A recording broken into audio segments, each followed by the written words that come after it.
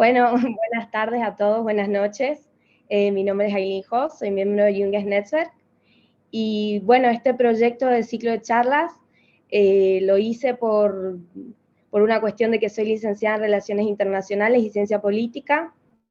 Y bueno, Ricardo López Gotic fue profesor mío en la universidad y de él aprendí mucho sobre la historia, cosas que quizás no tenía ni idea que habían pasado.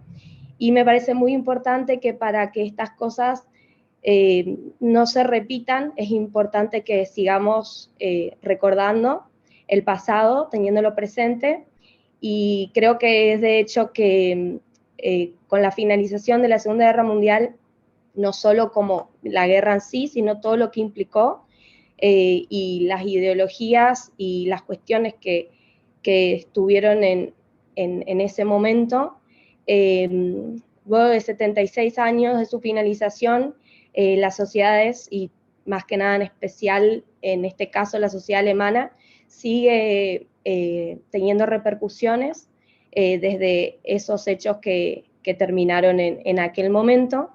Entonces, quizás a veces desde el desconocimiento llegamos a pensamientos erróneos, y creo que hoy en día es muy importante, como base de cualquier sociedad, la tolerancia y el respeto hacia el otro y hacia los distintos pensamientos, el pluralismo.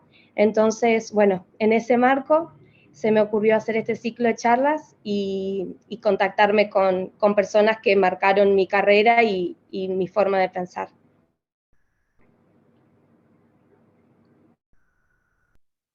Bueno, muchísimas gracias, Aileen, y muy buenas noches a todos los que nos escuchan y los que nos ven, no solamente en Argentina, sino también en Bolivia, en Paraguay y también en Alemania. Bueno, no sé si soy el único representante hoy de Alemania, pero yo les estoy saludando desde Berlín, donde ya son las 8:10, pero estoy muy feliz que se pudo realizar este ciclo de charlas, porque es un ciclo de charlas y ahora le damos la inauguración. Muchísimas gracias, Aileen, por impulsar este proyecto, pero también muchísimas gracias, Ricardo López Goettig, que supongo, si veo su segundo apellido, puede ser que también tiene algo de alemán. Así que estoy muy feliz y sobre todo me gusta muchísimo que eligieron esa temática, porque yo creo que sí, Alemania tiene un recorrido interesante en lo que es el trabajo de memoria, y tal vez justo con Argentina también tenemos ahí un punto interesante de conexión, porque Argentina también hizo un trabajo de memoria de los últimos 30, 40 años, y tal vez esta noche no solamente escuchamos la visión de Alemania, sino tal vez en las preguntas al final también se hace esa conexión con Argentina. Antes de dejarle la palabra a Ricardo, quisiera brevemente comentarles, para los que no nos conocen, somos la red de diplomacia ciudadana alemana latinoamericana Junges Netzwerk. Esta red opera desde hace 3 años ya en la región. Comenzamos en Argentina, ahora ya se sumaron Paraguay, Bolivia, Chile y Perú. Nosotros somos un proyecto de la Fundación Alemana Stiftung Verbundenheit, que a su vez cuenta con el apoyo del Parlamento alemán y del Ministerio de Asuntos Exteriores de Alemania. Y la idea es justamente que, como lo vimos esta noche, como lo estamos viendo esta noche, que ciudadanos participen de manera proactiva en la construcción de puentes o conexiones culturales entre América Latina y Alemania. Por eso también esa palabra de diplomacia ciudadana o este concepto de diplomacia ciudadana.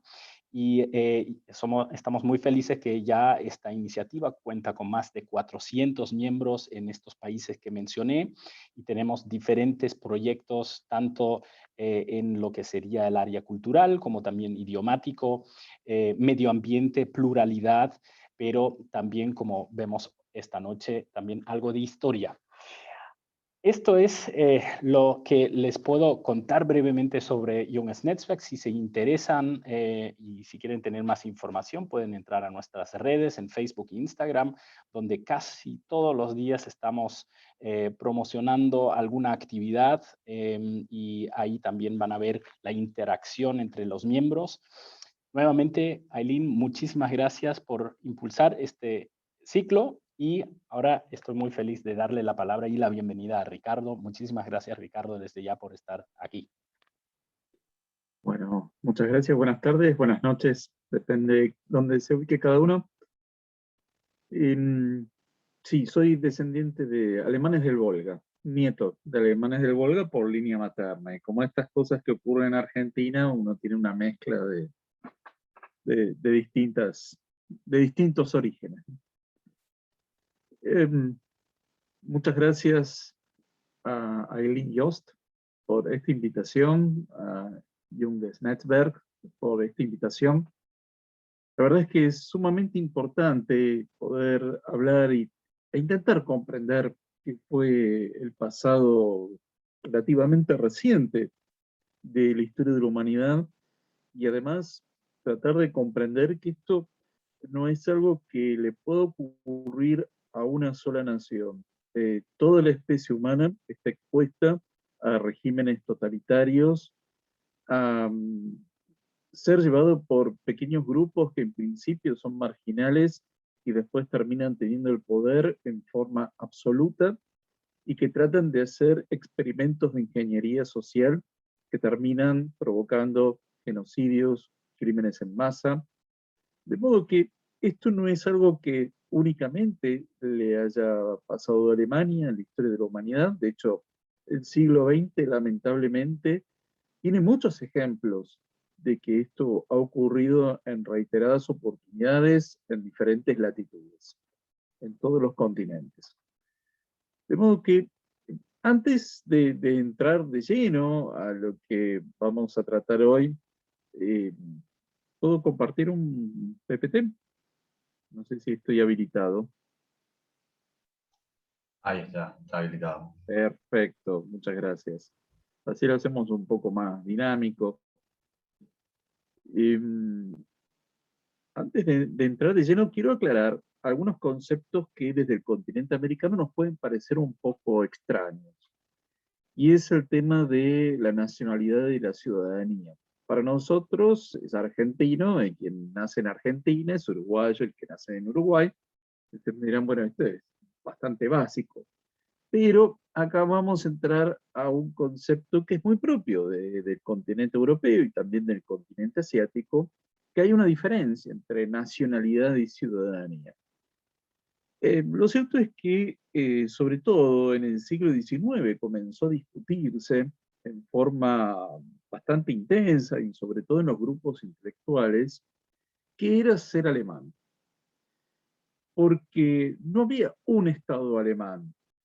Podíamos encontrar a la Confederación Germánica, el Reino de Prusia, el Imperio Austríaco, podíamos encontrar en el pasado el Sacro Imperio Romano Germánico, pero no había un Estado que fuera netamente alemán.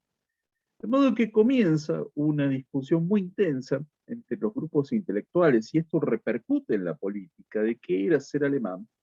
Y lo cierto es que cuando se produce la unificación del Imperio Alemán, finalmente en 1871, motorizada por el canciller prusiano Otto von Bismarck, lo cierto es que ahí el concepto imperante de qué era ser alemán tenía que ver con la lengua y la cultura. Es decir, aquella persona que hablaba alemán, que tenía elementos de la cultura alemana, era considerado alemán, independientemente de que estuviese en Berlín, en Viena, en Praga, en Memel o a orillas del Volga. Es decir, que podía ser, todas esas personas eran consideradas alemanas. De hecho, en los censos, por ejemplo, del Imperio Ruso, aquel que hablaba alemán era considerado alemán. Es decir, era súbdito del zar de Rusia, pero de nacionalidad alemana. En el Imperio Austríaco no se hablaba de austríacos, se hablaba de alemanes. Es decir, aquellos que hablaban en alemán dentro del Imperio Austríaco eran alemanes. Los húngaros eran húngaros. Es decir, que existía esta identificación de lo alemán con la lengua. Pero en 1871 se conforma el Imperio Alemán, dejando a gran parte de los alemanes fuera de ese esquema imperial. Y lo cierto es que, claro, los alemanes del Imperio Austrohúngaro quedaban afuera, así como los de Suiza, y así podemos mencionar muchos otros lugares. Lo cierto es que este imperio alemán, hacia fines del siglo XIX, comienza a tener un PBI bastante considerable, prácticamente a la par de Gran Bretaña y Estados Unidos. Es decir, que era uno de los grandes países industriales, por un gran desarrollo, por un gran progreso, en el cual hay que hacer notar que la parte de Prusia era la parte más desarrollada y rica dentro de este imperio, es decir, lo que después fue la Alemania Oriental, originalmente, ¿no? O la República Democrática Alemana, entre el 49 a 1990, esa originalmente era la parte más rica y desarrollada de Alemania. Después pasaron unas cuantas cosas, ¿no? Es decir, del 49 al 89, ahí hubo un sistema que claramente llevó a una situación de un gran estancamiento económico. Pero el motor de toda la economía del imperio alemán tenía que ver con esa región. Lo cierto es que nos vamos a encontrar con que hubo dos emperadores, Kaiser, que vamos a ver cómo es que llevan a la Primera Guerra Mundial, y estos dos emperadores, que eran netamente alemanes desde el punto de vista de la cultura, lo cierto es que esto va a llevar a una gran crisis del mundo alemán, porque lo cierto es que se van a embarcar en una guerra que evidentemente iba a llevar al colapso de esos dos imperios, pero lo cierto es que no quisieron ver ni entender el mundo como se estaba desarrollando. Esta Primera Guerra Mundial, la Gran Guerra, como se llamó en su entonces, lo cierto es que va a tener a estos dos imperios unidos en su destino, a tal punto que como tal desaparece. Es decir, en 1918 vamos a ver el colapso de los dos imperios con el armisticio, sobre todo que se da en noviembre de 1918. Y acá vamos a tener que prestar atención a algunos acontecimientos para tratar de entender cómo fue todo el desarrollo del periodo de entreguerras. Porque, en principio, lo que vamos a ver es que la postura, sobre todo del gobierno francés de entonces, va a ser de un gran espíritu de revancha y de castigo hacia el imperio alemán. ¿Sí? Lo que vamos a encontrar es que, en principio, el mapa de Europa se modifica sustancialmente a partir de 1919. El imperio austrohúngaro desaparece como tal, con Austria ya constituida como una república, con Hungría separada, Checoslovaquia, Polonia, ¿no? Es decir, que aparecen nuevos estados, con una Alemania desintegrada, ¿sí? Con lo que era Prusia Oriental desligada del resto del territorio, con Alsacia y Lorena devueltas a Francia.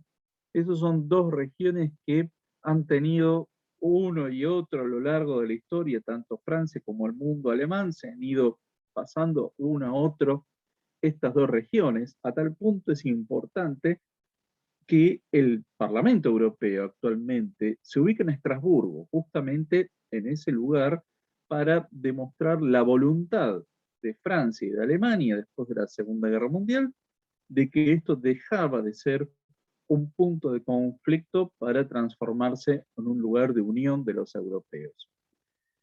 Pero sobre todo hay que tener en cuenta que cuando en 1870-71 se libra la guerra franco-prusiana, que termina de crear el imperio alemán, ahí vamos a ver que el Kaiser, perdón, más que el Kaiser, el canciller Otto von Bismarck va a recurrir a una serie de medidas que fueron muy humillantes para Francia en ese contexto.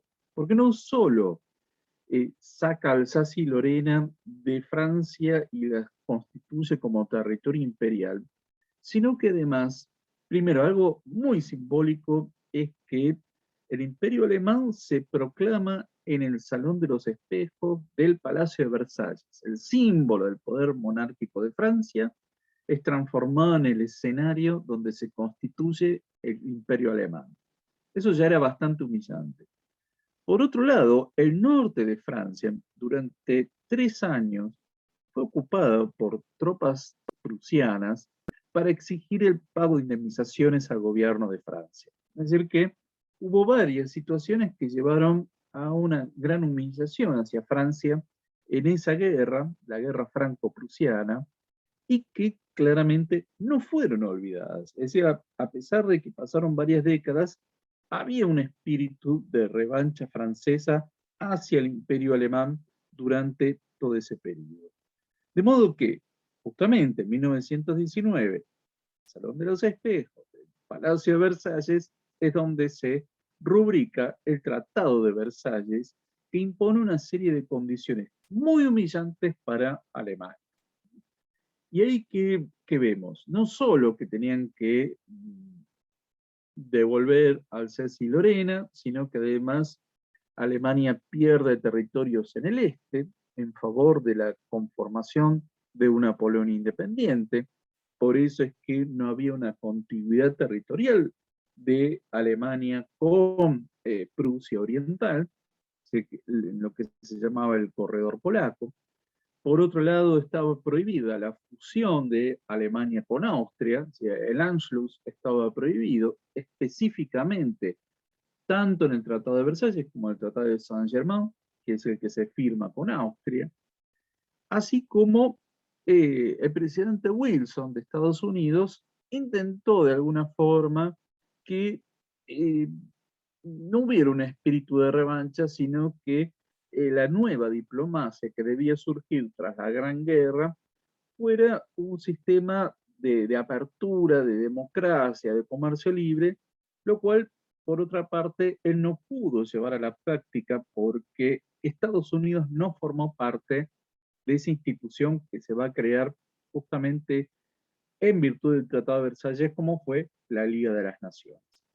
El primer ministro británico Lloyd George participa en esto, pero sobre todo el que fue más enfático en exigir indemnizaciones de guerra a Alemania fue Clemenceau, conocido como el Tigre, era del ala dura de los halcones dentro del gobierno de Francia en esta cuestión, porque acá también hay que entender lo siguiente, y es que la Primera Guerra Mundial, sobre todo en el frente occidental, se libró sobre suelo francés y belga, pero no afectó al territorio alemán en esa contienda. Es decir, cuando el alto mando del ejército alemán le propone al Kaiser hacer un armisticio, todavía se estaba combatiendo en Francia y en Bélgica. Y en el oriente se estaba ocupando gran parte de Ucrania, Bielorrusia, Polonia, es decir que se rinden en condiciones que teóricamente debían resultar favorables en un contexto de negociaciones. Lo cierto es que el espíritu imperante, tanto del gobierno de Francia como el de Gran Bretaña, en 1919, era el de castigo y sanción a Alemania con respecto a la Primera Guerra Mundial, en lugar de enfocarlo directamente hacia los líderes y responsables que habían llevado adelante el conflicto, como podía ser el Kaiser Guillermo II. Lo cierto es que, así como Alemania pierde territorios después por el Tratado de Versalles, lo cierto es que también vamos a ver que se le van a imponer condiciones muy humillantes para un país que tenía una gran tradición militar, como era la reducción del ejército a solo 100.000 efectivos en el periodo de entreguerras, de los cuales solo 4.000 podían ser oficiales. En la práctica esto fue diferente. No podían, el ejército alemán no podía tener fuerza aérea, no podía tener artillería, no podía tener tanques, que fue uno de los inventos de la Gran Guerra. Es decir, que quedaba bastante desguazado, limitado. Una parte de Alemania, la región del Rhineland o Renania, debía ser desmilitarizada. una parte de Alemania tenía que ser entregada, el Saar, ¿no? O Saarland, tenía que ser entregada a la administración de la Liga de las Naciones durante 15 años.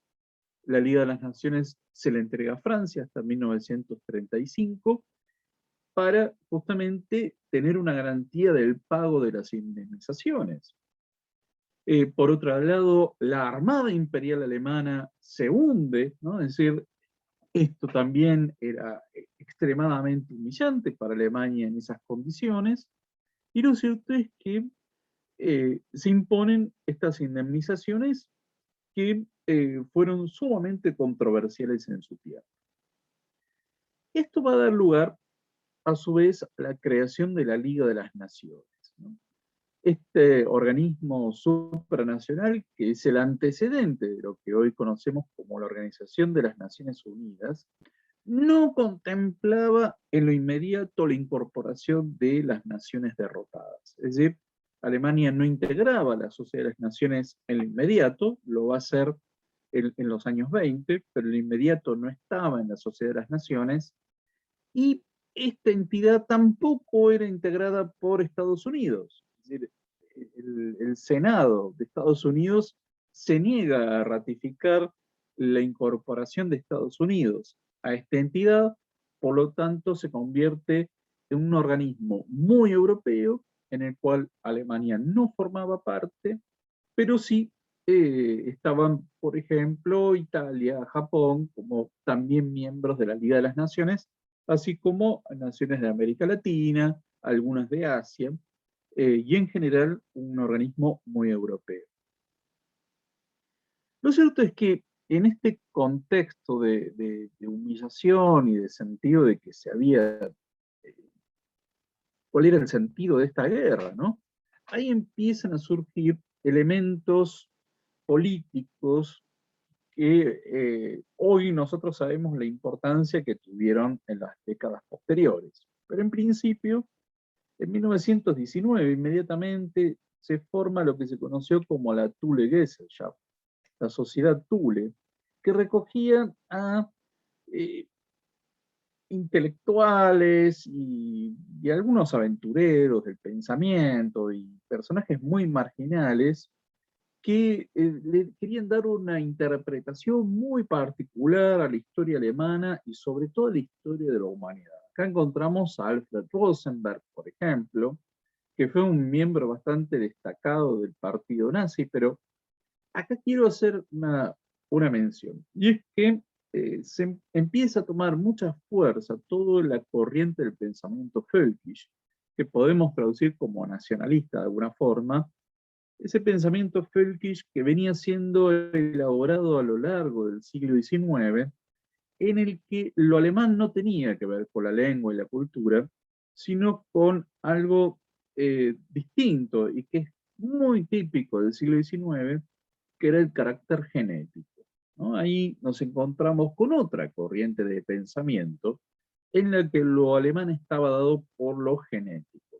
El siglo XIX es el siglo de la eugenesia, es el siglo de las ciencias biológicas, de la gran explosión de la medicina como una ciencia ya más constituida, de modo que esto gana la imaginación de muchos pensadores políticos y las conductas empiezan a atribuir a el componente genético que tenga una persona. No tenía que ver ni con el entorno, ni la cultura, ni el medio, ni la familia, ni la propia voluntad, sino que uno estaba determinado genéticamente a ser de cierta forma. No me refiero físicamente, sino a lo conductual. De modo que estas ideas, además de toda una serie de ideas del ocultismo y el nordicismo, empiezan a mezclarse y son receptadas y conformadas y dándole forma por distintas corrientes del pensamiento völkisch, y entre ellos la sociedad Thule. Esa sociedad Thule, esa Thule-Gesellschaft, forma un pequeño partido que originalmente se llamaba Partido Obrero Alemán, y ahí es donde va a recalar un personaje que conocemos bastante, ¿no? Que fue Hitler, que él ¿qué pasaba? Era un soldado desmovilizado, con lo cual no tenía trabajo, se incorpora a este partido primero como una especie de espía enviado por los servicios de inteligencia del ejército para ver si se trataba de un partido marxista o socialista, y encuentra que ese era el lugar que él estaba buscando. La Thule-Gesellschaft, lo cierto es que mezclaba todo lo que era antisemitismo, eugenesia, la idea de la supremacía nórdica, y tenía toda una idea muy particular y sin sustento histórico ni arqueológico, de que todo lo creativo e innovador que tenía la historia de la humanidad venía de un norte bastante legendario. Es decir, por eso se llamaba Thule, ¿no? Thule lo ubicaban legendariamente en algún lugar en el Ártico, una especie de Atlántida, si se quiere, lo ubicaban en algún lugar del océano Ártico, y desde ahí habían bajado los pueblos nórdicos, llevando todo lo que fuera creativo, innovador, todos los sentimientos nobles, pero que en ese descenso desde el norte hacia el resto del continente europeo empezaron a mezclarse con otras razas que los fueron degradando. Esto es la teoría que se llama ex septentrione lux, ¿no? La luz viene del norte. La teoría más predominante de la arqueología y de la historia es ex oriente lux, ¿no? Es decir, todo el pensamiento nos ha venido básicamente desde el oriente. Y ahí que nos bueno, los pueblos mesopotámicos, ¿no? Gran parte de nuestra cultura tiene que ver con el oriente de Europa o Asia, ¿no? Pero esta idea de que todo venía del norte gana las mentes y la imaginación de muchas personas. ¿Qué ocurría? Lo cierto es que eh, empieza a haber unas situaciones sumamente humillantes en el periodo entre guerras para Alemania. Una es la ocupación del Ruhr. Es decir, así como entre 1920 y 1935 Francia estaba ocupando la región del Saarland, también ocupa la región del Ruhr justamente para asegurarse el pago de indemnizaciones en una región rica en minerales, por lo tanto es ocupada, y esto va a generar, por un lado, la explosión de la hiperinflación alemana, en la cual millones de alemanes vieron cómo sus ahorros se evaporaron. ¿Y esto por qué fue? Bueno, por la enorme emisión de dinero que hubo en ese periodo. Ya se venía emitiendo en forma descontrolada dinero al inicio de la Primera Guerra Mundial. Esto nunca se cortó, se siguió imprimiendo dinero hasta que perdió todo valor y los chicos se dedicaban a hacer barriletes, a jugar con los billetes, había que ir con carretillas a comprar un poco de pan, es decir, que perdió todo valor el dinero, y esto llevó a que muchas personas que eran de clases medias, de un día para otro, se encontraran absolutamente en la quiebra y la miseria. Esta situación de una enorme desesperación y desconcierto, sumado a que el sistema democrático alemán de entreguerras era muy cuestionado por haber firmado el Tratado de Versalles, que tampoco tenía muchas opciones al respecto, porque eso fue prácticamente impuesto sin mucho tiempo para que los delegados alemanes pudieran discutir. Todo eso hizo que, eh, sobre todo, fructificaran los movimientos Völkisch, ¿no? Es decir, en 1923 se da el intento del putsch del Partido Nacional Socialista Obrero Alemán.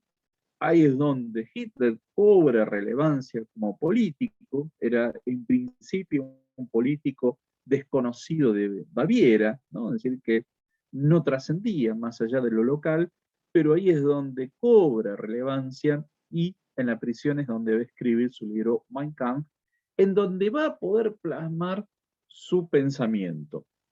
En esto Hitler no era original. Él lo que hace es simplemente tomar de distintas corrientes völkisch y las plasma en un solo texto.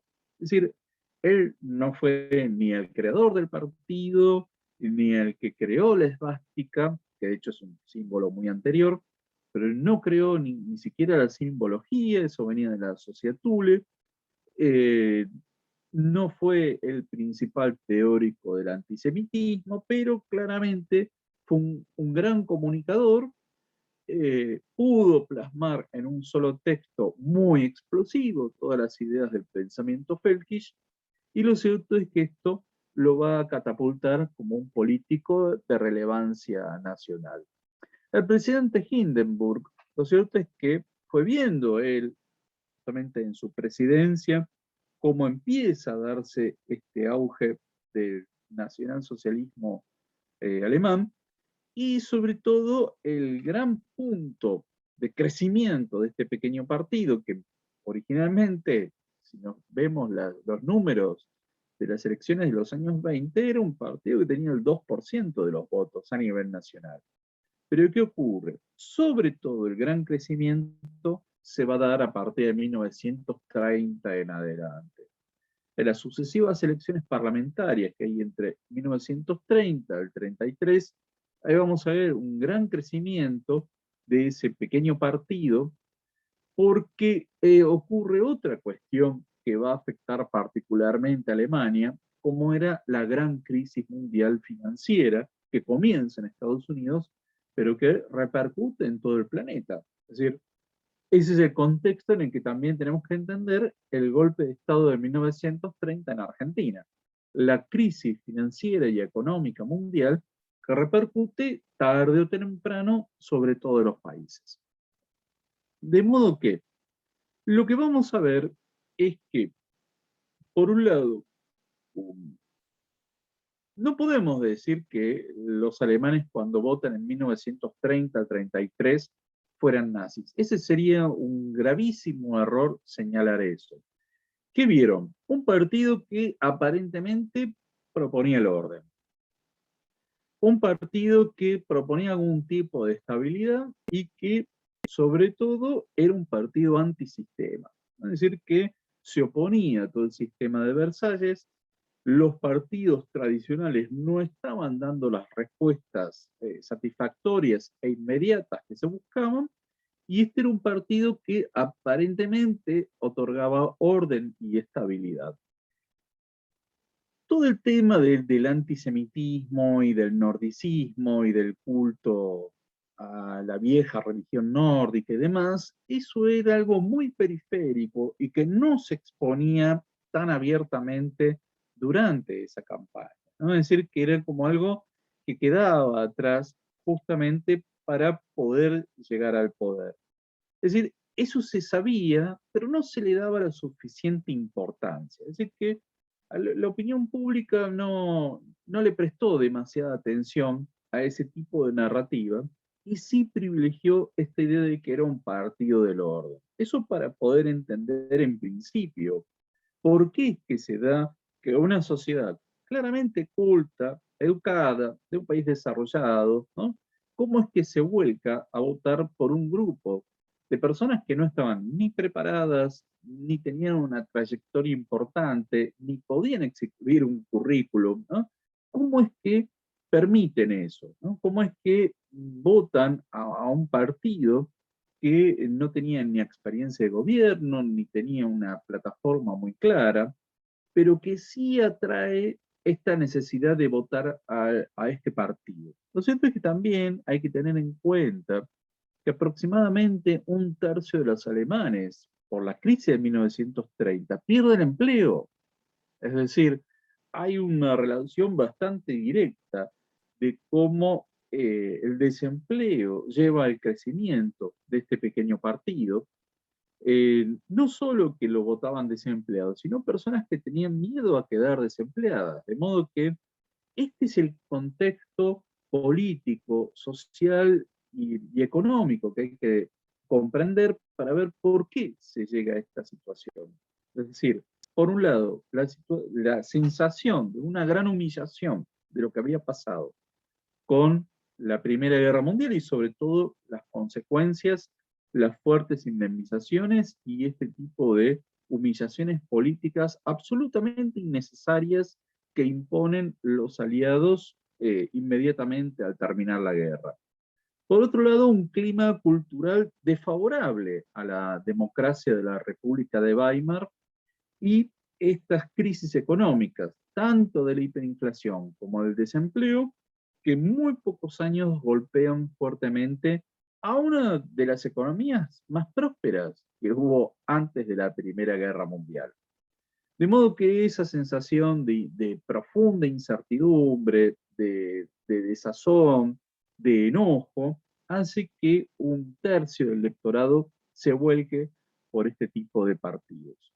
No era el único partido Völkisch, había otros, así como el principal rival que tenía era el Partido Comunista. Es decir, lo que se plantea es que empiezan a emerger dos grandes partidos profundamente antisistema, profundamente antidemocráticos, empiezan a emerger con mucha fuerza y los partidos en torno al centro político se empiezan a desplomar.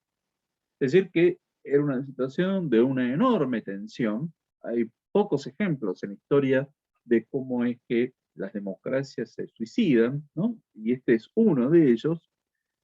Y lo cierto es que esta circunstancia va a llevar a que justamente muchos Völkisch, ¿no? Por ejemplo, Arthur Hugenberg, que era Völkisch, pero no del partido nazi, deciden respaldar a Hitler como nuevo canciller. Lo cierto es que, ¿cuál era la lógica del nazismo? Primero era una revisión de qué era lo alemán, porque el nazismo tenía dos ejes ideológicos que nos permiten entender cuál fue su objetivo en el gobierno y cuál era su objetivo en el largo plazo al establecer su régimen.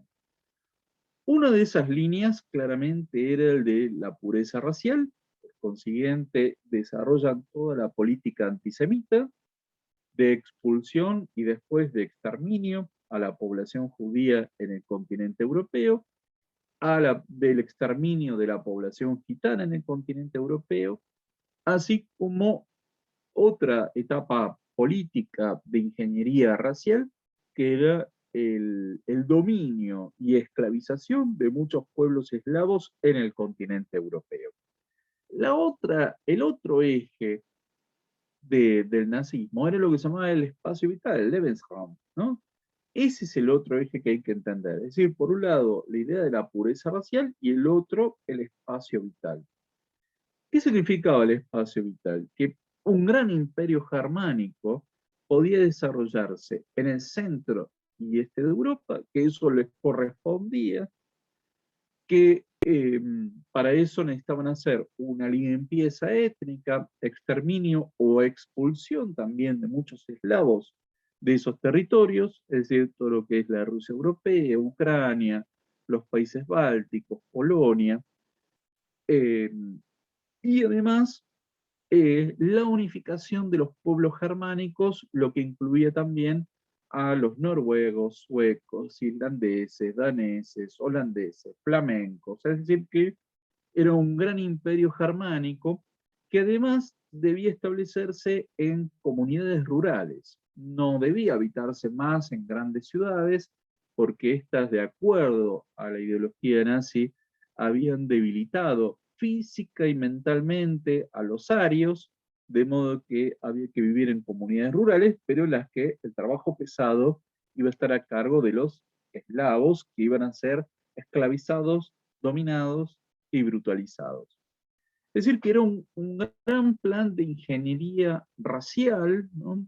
En el cual se contemplaba expulsión, exterminio, deportaciones, una repoblación de Europa, y es por eso que el nazismo tiene como objetivo la invasión a la Unión Soviética. Es decir, esa guerra no es casual, respondía a objetivos claramente ideológicos.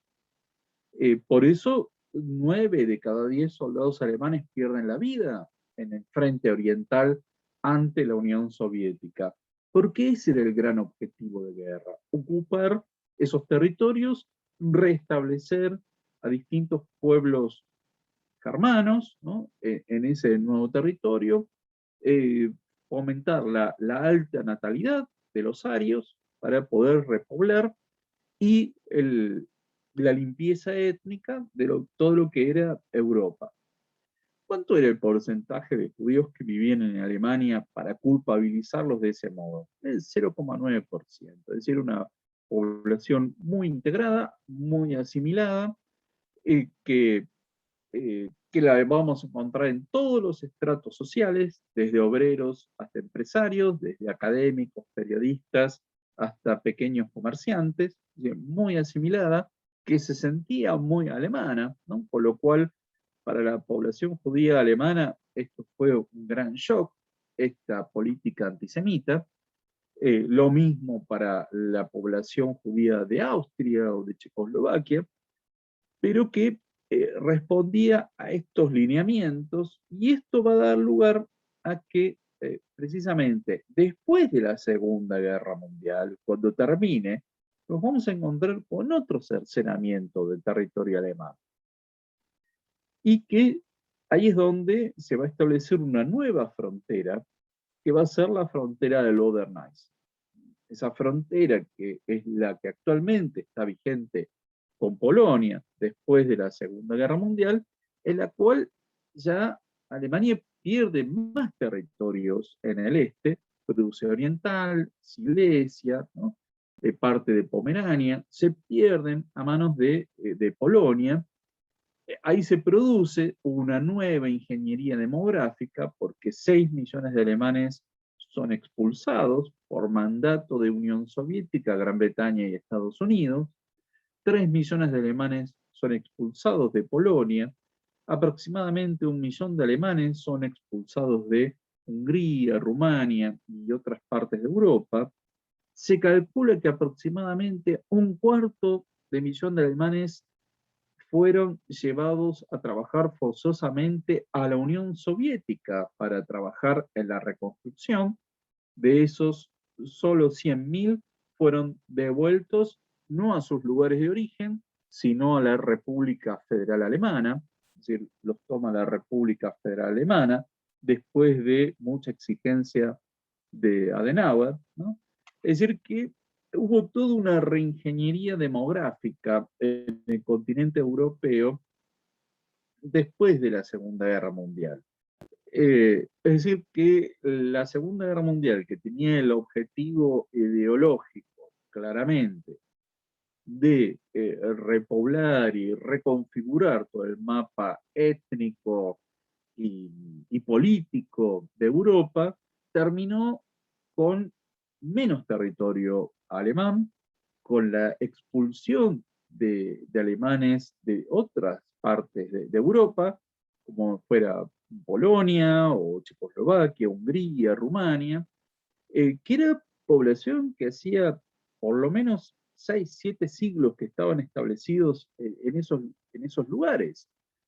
El mapa étnico de Europa antes de la Segunda Guerra Mundial es un mapa mezclado, no es un mapa homogéneo. No había naciones étnicamente homogéneas en el mapa europeo. Estaban todos mezclados, vivían alemanes, eslavos, judíos, en un mismo edificio. No había esta diferenciación. Eso es el resultado de la política nazi, la segregación racial, la limpieza étnica, el exterminio, es decir, los campos de exterminio. Eso es el resultado al que llevaron todas esas políticas implementadas de ingeniería social y racial que tuvieron esta consecuencia. Lo que vamos a encontrar también es que algunos países, algunos líderes, querían convertir a Alemania después de la Segunda Guerra Mundial básicamente en una gran granja.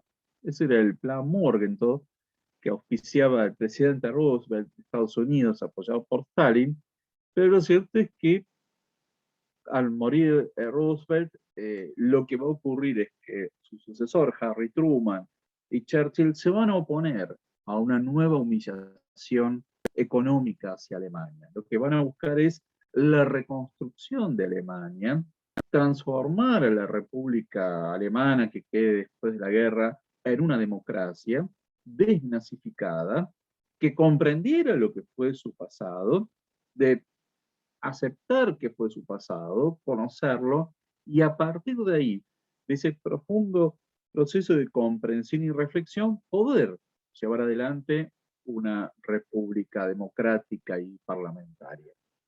Bueno, podemos hacer un espacio de preguntas que me imagino que va a dar muchísimas. Muchas gracias.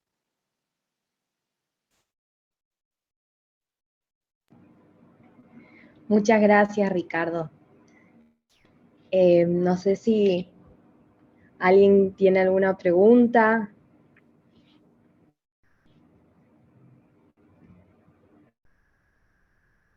Creo que había en el chat, ¿puede ser? A ver.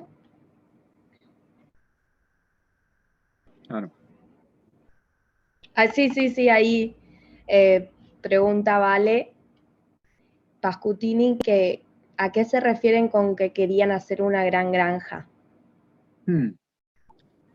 Sí, muy buena tu pregunta. Básicamente querían desindustrializar Alemania y que la Alemania que emergiera después de la Segunda Guerra Mundial fuera un país agrícola-ganadero, nada más. Es decir, era desmontar toda la industria alemana para evitar una posible revancha después de 1945 que no diera lugar a una tercera guerra mundial. Esta fantasía duró varias décadas, de la de una posible revancha alemana y una tercera guerra mundial. Lo cierto es que, a ver, ahí vemos cómo es que Churchill y Truman aprendieron de lo que fue la Primera Guerra. No quisieron volver a cometer los mismos errores. Es decir, no basta de humillar. Hay que integrar a Alemania como un país democrático, en el que se desnazifique claramente, que sea un país próspero.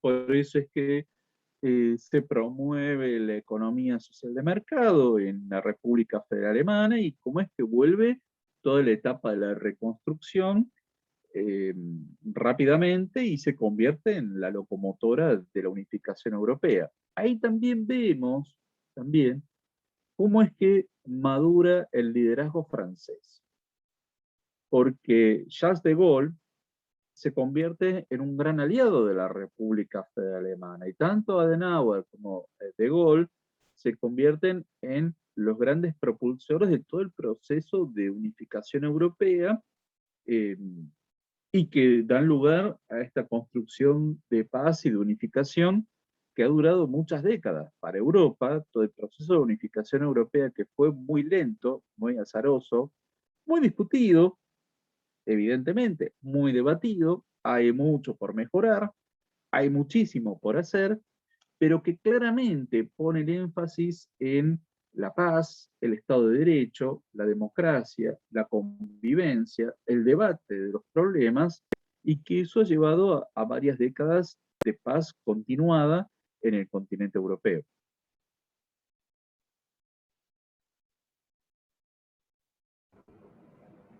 Perfecto. Después piden si podrías hablar de cómo fue el paso desde la Segunda Guerra Mundial hasta la unión de ambas Alemanias, con el fin del muro, digamos. Claro. Y cómo se procesó a nivel social y gubernamental. Sí, como señalé al principio, la parte originalmente desarrollada e industrial era la parte oriental, lo que después va a ser la República Democrática Alemana, con una democracia en la que había un solo partido, pero, o la Alemania Oriental, ¿no? Lo que conocemos como Alemania Oriental. Lo que va a ocurrir es que las tres partes administradas en el periodo del 45 al 49 por Estados Unidos, Gran Bretaña y Francia, se unifican primero por la moneda, crean el Deutsche Mark, se unifican por la moneda, hay una unificación monetaria, adhieren a la economía social de mercado, comienza a solucionarse un problema gravísimo que había en Alemania en la posguerra, que era el problema de la enorme carestía de insumos, de alimentos, de ropa. La moneda que circulaba inmediatamente era los cigarrillos, el whisky, ¿no? Entonces se crea el Deutsche Mark como una moneda unificada de esas tres partes, ¿no? Las administradas por Estados Unidos, el Reino Unido y Francia. Y lo que va a pasar es que en 1949, por un lado, se va a crear la República Federal Alemana o Alemania Occidental, y la parte administrada por la Unión Soviética, la República Democrática Alemana, con capital en Berlín, Berlín Oriental, ¿no? La Alemania Occidental, capital en Bonn. Lo cierto es que, claro, durante 40 años las dos Alemanias se vieron con mucha desconfianza.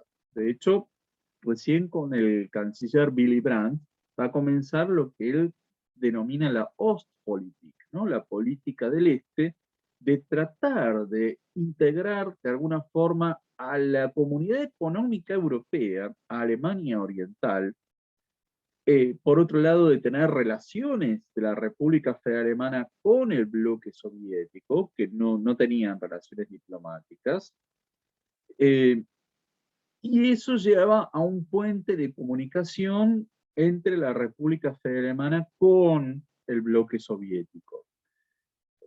Walter Ulbricht, el líder de Alemania Oriental, se oponía a esto, pero bueno, no le quedaba mucha opción frente a la política desarrollada por Brezhnev en esos años. Y hubo una coexistencia de las dos Alemanias a partir de la Ostpolitik. Es decir, que hubo una coexistencia. Lo que pasa es que el objetivo siempre era la unificación de las dos Alemanias, una situación que claramente iba a terminar con el fin de la Guerra Fría. Claramente el gran arquitecto de la unificación alemana va a ser Helmut Kohl, ¿no? Él va a ser el gran mentor y el que va a poder llevar adelante esta reunificación de las dos Alemanias, pero no como una nueva entidad, sino que los Länder, las regiones de Alemania Oriental, se van a incorporar individualmente en 1990 en la República Federal Alemana. Pero esto era posible porque, bueno, en la práctica la Guerra Fría había terminado con el derrumbe del muro de Berlín. Mikhail Gorbachev decide no intervenir mayormente en la cuestión. La República Federal Alemana, con Helmut Kohl, adhiere y reconoce la frontera de Oder-Neisse con Polonia. Es decir, que hay un reconocimiento de que, bueno, son las nuevas circunstancias, no tiene mucho sentido revisar todas las fronteras europeas nuevamente. De hecho, hay una convención, que es la Convención de Helsinki de 1975, que se declaran congeladas todas las fronteras europeas, aunque Rusia hoy no lo reconozca así. Pero eso da para muchísimo el tema de la reunificación alemana y cómo fue. Genial. Y bueno, a ver, tengo otra pregunta para hacerle. Si es que a la luz de los hechos acaecidos y sus eventuales resultados, ¿qué tipo de políticas lleva a cabo adelante Alemania para no solamente recordar y tomar conciencia de las causas y consecuencias de la Segunda Guerra, sino para evitar que se vuelvan a dar sucesos así, en rasgos generales? Bien, es muy interesante la pregunta, porque la verdad es que hay un consenso de los distintos gobiernos, de distintos signos políticos, ya sean demócratas cristianos, socialdemócratas, liberales, verdes, ¿no? Hay un gran consenso en lo básico. Eso significa que claramente la ciudadanía alemana, los liderazgos políticos, los medios de comunicación, el mundo académico, hay un gran consenso sobre los valores fundamentales. Es decir, que ha habido un aprendizaje bastante claro de lo que ha sido la Segunda Guerra Mundial. Hay una gran conciencia en Europa de lo que ha sido esa situación. Y hay un gran énfasis en la educación de estas cuestiones, la educación formal y no formal. De modo que hay un reconocimiento de que, bueno, hubo una responsabilidad. Claramente hay distintos grados de responsabilidad, porque no se puede hacer culpabilización colectiva. Es muy interesante cómo es que el presidente Havel de República Checa eh, tenía un gran problema en los años 90 porque los descendientes de los alemanes expulsados de Checoslovaquia eh, reclamaban algún tipo de indemnización. Y el presidente Havel reconoció que eso fue una aberración, la expulsión de los 3 millones de alemanes de Checoslovaquia. Reconoció que fue una aberración. Él dijo, fue una violación a los derechos humanos. Yo lo que puedo pedir son disculpas. Es decir, hoy no podemos seguir culpabilizando colectivamente a pueblos enteros. La responsabilidad es individual, no es colectiva, pero el criterio imperante tanto antes, durante y después de la guerra era pensar en términos colectivos, de responsabilidad colectiva, culpabilización colectiva. Creo que eso fue un gran logro, el de entender que hay distintos grados de responsabilidad y que esa responsabilidad es individual. No obstante, si hay un país en el que hay un país europeo en el que el antisemitismo es muy reducido, es Alemania. Es decir, probablemente en términos cuantitativos hoy haya otros países en donde haya reductos antisemitas mucho más fuertes que en Alemania. Es decir, que se ha ido comprendiendo lo que fue ese fenómeno, que no fue solamente antisemitismo, es decir, fue algo claramente un genocidio de un nuevo tipo, ¿no? Porque fue algo sistemático e industrial, la Shoah. Desde ese punto de vista, fue un cambio con respecto a lo que fue el genocidio armenio, el genocidio ucraniano, el Holodomor. Eh, este fue algo sistemático y deliberado de un modo muy, muy preciso, ¿no?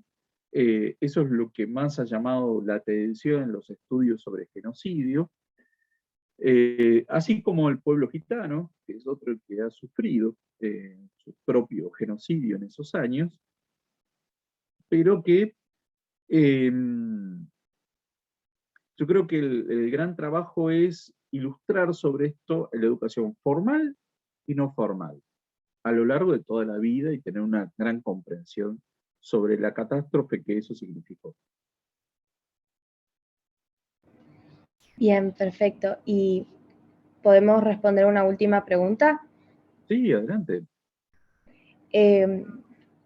Bien, ¿entiende usted que el Holocausto como fenómeno propio de la burocracia moderna o como proceso particularizado del proceso civilizatorio alemán? Qué interesante. Yo creo que tiene que ver con que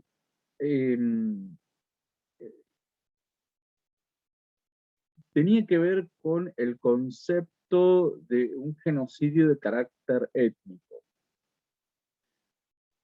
Porque nos vamos a encontrar con otros genocidios, pero de otro tipo, pero este tenía que ver con algo de carácter biológico. De modo que la deshumanización de las víctimas, esto de decir que no eran humanos, ¿no? Directamente, eh, y la aplicación de toda la medicina. Hubo muchos médicos y enfermeras vinculados con lo que era la Shoah en esos años, la aplicación de los conocimientos científicos de la medicina de la época. La medicina se transformó de la ciencia de curar en el arte de matar. Y yo creo que tiene que ver con eso de la aplicación de criterios desde la ciencia, desde la química, desde la biología, al arte de matar, y por eso fue tan intenso. Nos vamos a encontrar con otros genocidios después, pero no tienen otro carácter, ¿no? No quiere decir que esto no pueda volver a ocurrir, ojalá nunca más vuelva a ocurrir, pero están todos los medios para que esto ocurra de un modo mucho más intenso todavía. Es decir, tenemos mucha más tecnología, tenemos muchos más medios de matar, por lo cual no nos podemos quedar como, bueno, esto es algo del pasado. Puede ocurrir en el presente, puede ocurrir en el futuro. En los años 90 se dio la guerra de Yugoslavia y volvió a haber campos de concentración, limpieza étnica. Fue el genocidio en Ruanda, a machetazos, no con cámaras de exterminio, fue a machetazos, pero ocurrió en los años 90. Es decir, que puede volver a ocurrir en cualquier momento en forma masiva, así como ocurrió en Camboya. Es decir, que hubo otros episodios después de genocidios y de crímenes en masa, por lo cual ninguna sociedad, por más educada que esté, tiene todos los anticuerpos para evitar algo así. Es decir, hay que estar muy atentos y alertas ante la aparición de personajes, ya sea desde la marginalidad, desde la demagogia, que empiezan a alentar este tipo de narrativas, porque uno puede pensar que, bueno, es algo periférico, marginal, pero lo cierto es que van creando toda una cultura que legitima la violencia, la destrucción del otro, y que en algún momento esto se puede naturalizar a niveles incontrolables. Bueno, muchas gracias Ricardo por haber aceptado ser parte de esta charla, este ciclo de charlas. Gracias a todos por participar.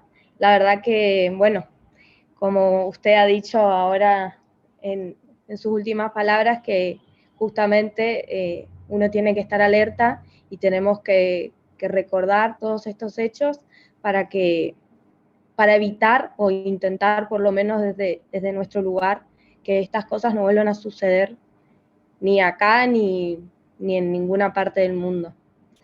Así que, bueno, no sé si alguien tiene algo para decir. Ulises.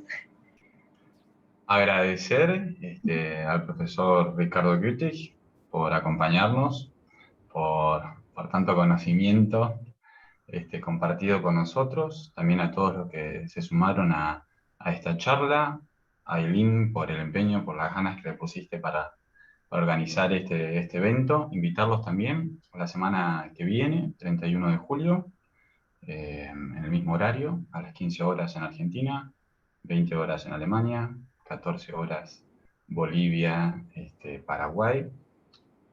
Y bueno, muchísimas gracias también especialmente a usted, profesor, por el inicio de estas charlas.